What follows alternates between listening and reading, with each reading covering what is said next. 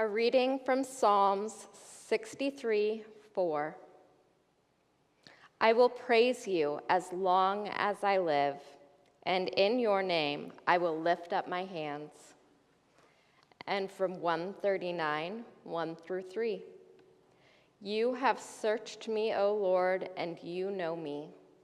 You know when I sit and when I rise. You perceive my thoughts from afar. You discern my going out and my lying down. You are familiar with all my ways. And from Romans 12, 1 through 2. Therefore, I urge you, brothers and sisters, in view of God's mercy, to offer your bodies as a living sacrifice, holy and pleasing to God. This is your true and proper worship. Do not conform to the pattern of this world, but be transformed by the renewing of your mind. Then you will be able to test and approve what God's will is, his good, pleasing, and perfect will. The word of the Lord. Thanks be to God.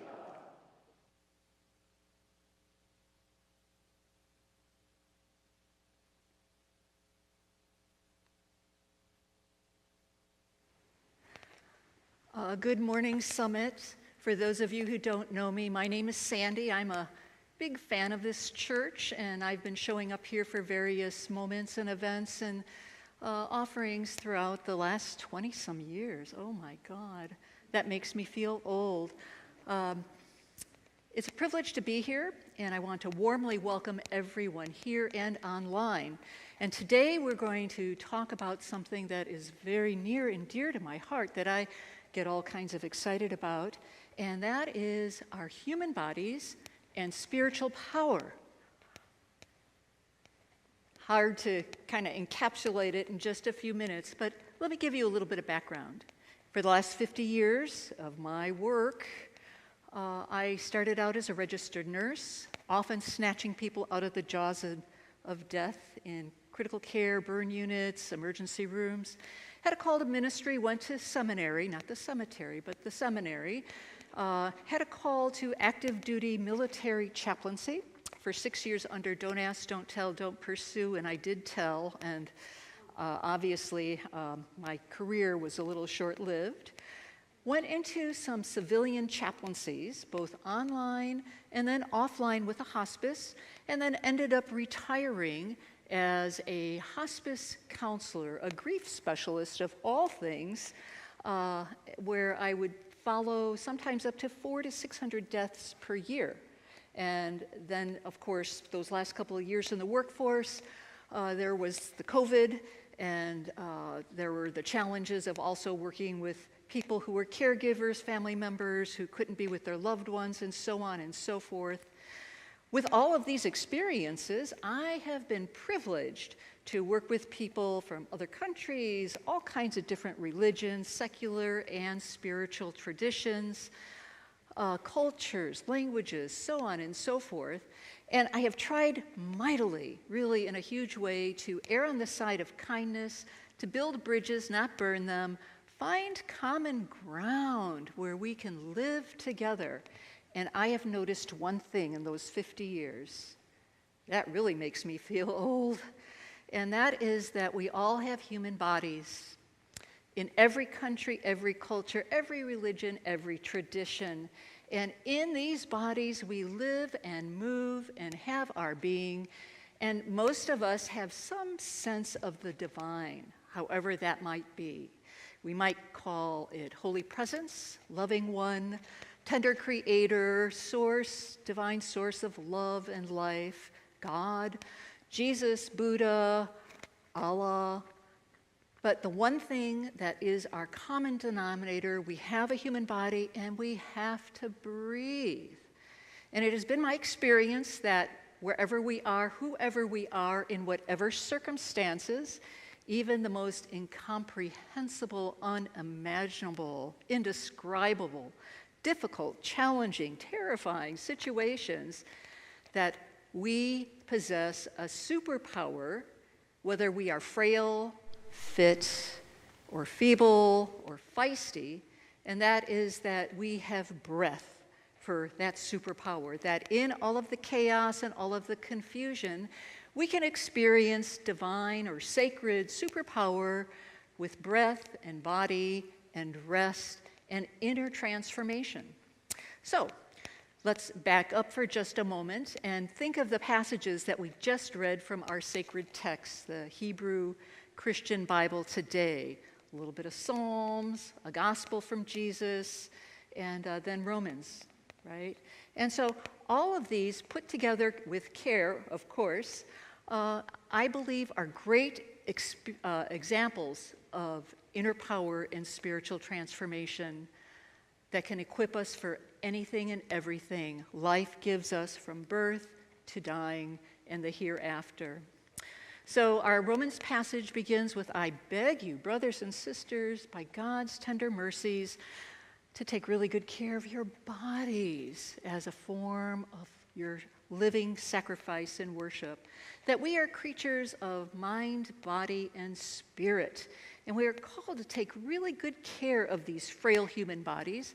They're actually our temples, if you will, something sacred to love and cherish, even when they betray us and maybe are not as strong and fit and gorgeous as we might want to be.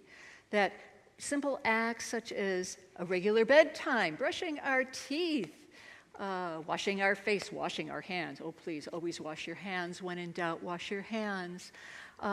Exercise a little bit. All of that, it's great. We need to be as fit as we can, as strong as we can, as healthy as we can, so we can better cope with whatever is ahead of us or that we're living in the present moment. But a lot of people stop there with that Romans passage and they say, oh, it's all about the body, it's going to the gym or yoga studio or something like that, and it couldn't be farther from the truth. Now, I could be wrong, but I think I've got some good experiences where I have noticed that the most vital and long-lasting, persevering, and enduring transformation begins from the inside out. It begins with our breath in our bodies. And that when we are anxious, nervous, out of control, distraught, distracted, fearful, anxious, panicked, attacked, overwhelmed by life, that as simple as our breath, we can come back and get grounded. We can come back and be focused. We can come back, and even if we can't control our outer circumstances, we can control our inner circumstances, the way we cope, the way we handle things through our breath and body awareness. There are many different religions. They all have different variations of breath prayers and names for the sacred. And so I just invite you to just join me for a moment to just breathe with me and feel your body, to perhaps soft eyes or closed eyes, and just focus on becoming quiet on the inside. Perhaps as your body allows you to put a hand on your chest, a hand on your stomach, and let's breathe our peace in this room and offline wherever we are together, inhaling and exhaling. Most of us, I've noticed, in crises, whether it be medical or pastoral care or in a military arena or a civilian scenario, we don't breathe very well. And breath is life, and it's something we have to do 20,000 times a day, no matter where we are and what we're facing. So let's just focus for a moment and perhaps have a centering word such as peace.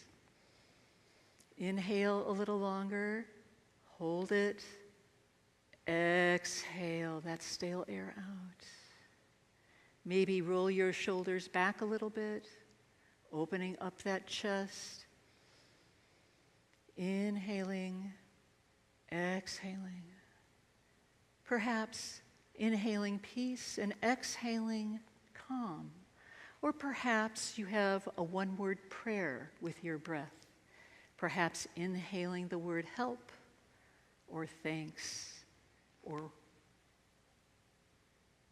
without words. And then exhale that ancient saying that God is closer to us than our breathing, nearer to us than our hands and our feet, is oh so true when we have these moments of breath awareness, loving, sacred presence, allowing the Spirit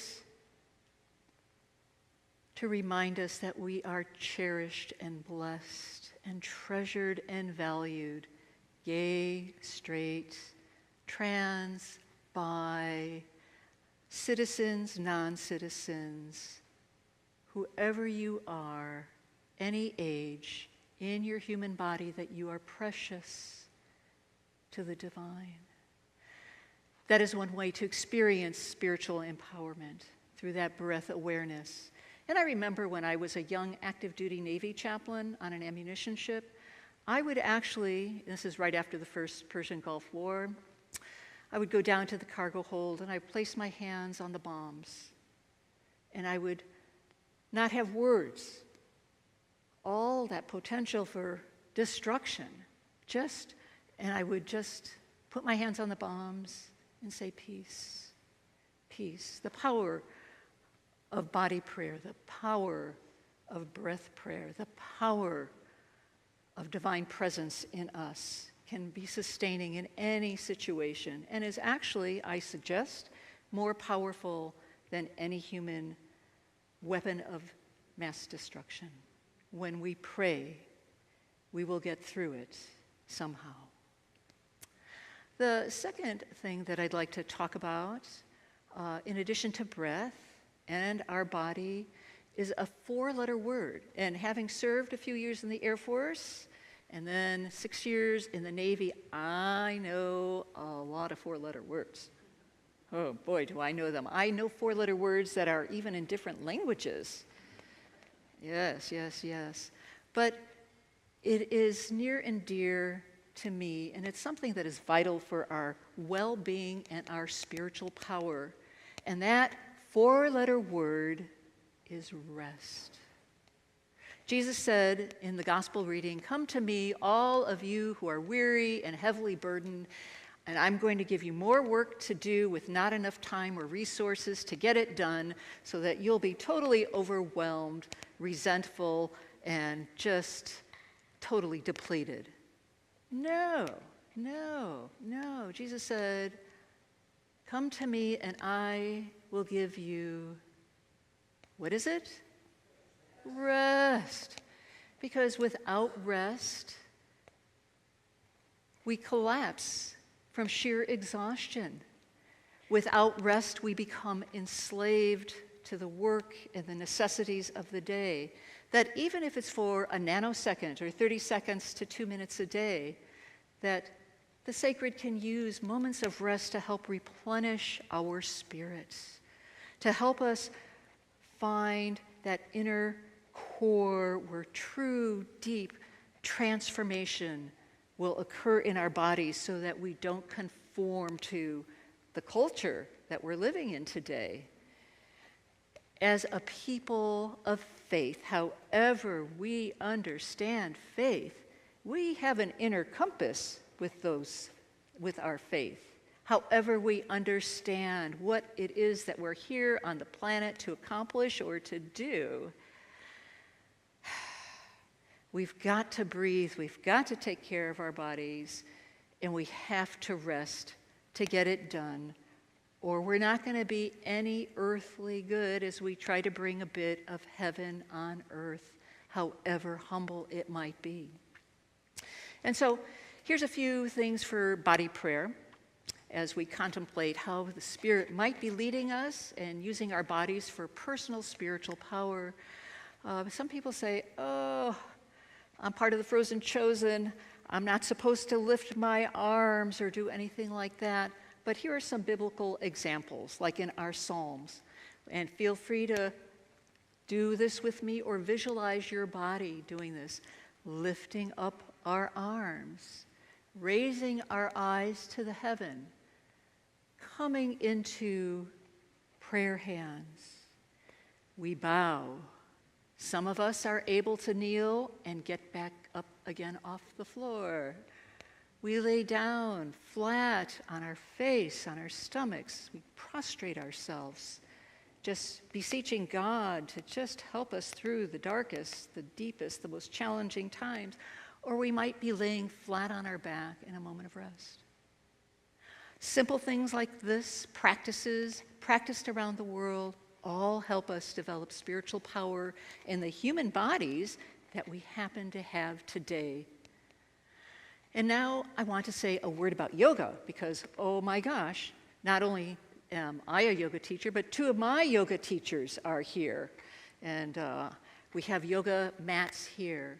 Yoga, out of all the many ancient forms of prayer, yoga is the oldest known form of prayer. It may not be for everyone, but it sure helps a heap of folks.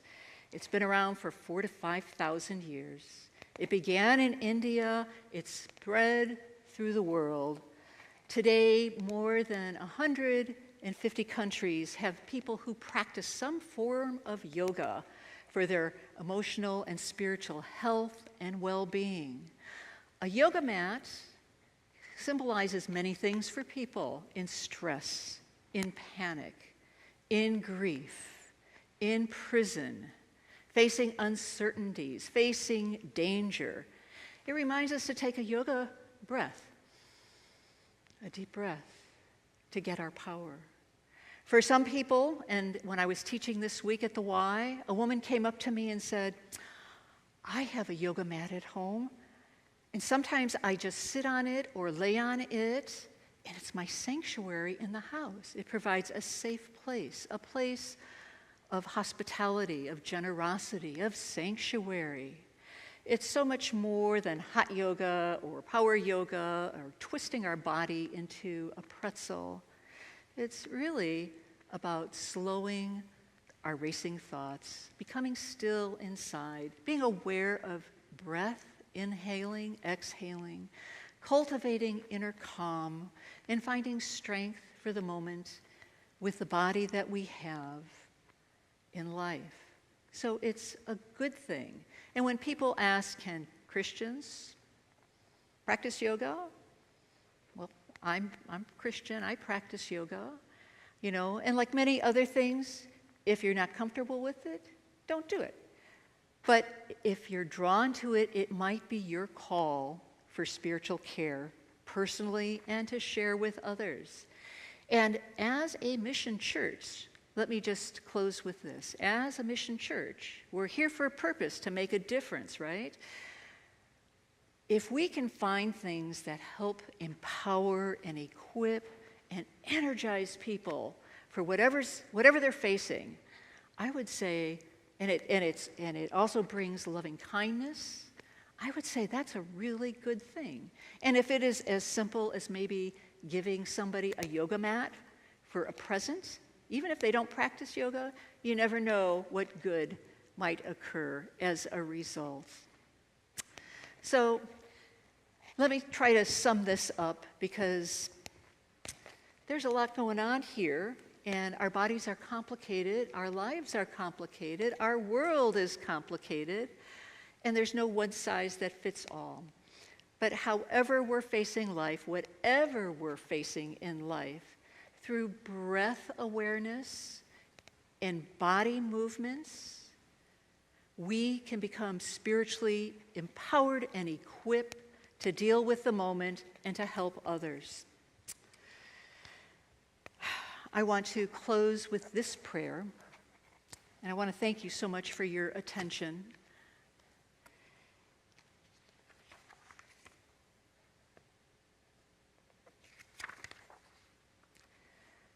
Divine source of love and tenderness, however we might understand or experience your presence, Make your home in our hearts with kindness and gentleness, and show us every day, every minute, every breath how to live more peacefully in our human bodies, to experience your power and your grace for life challenges and the unexpected. So please, yes, dear one, divine source of life and love, be closer to us now and forever, closer than our breathing, nearer to us than our hands and our feet. Amen. May our bodies in sickness and in health help us cope with spiritual power and inner peace through breath, rest, and mindful awareness. Thank you for listening, and let us breathe in silence for a few moments and just reflect on what we've heard.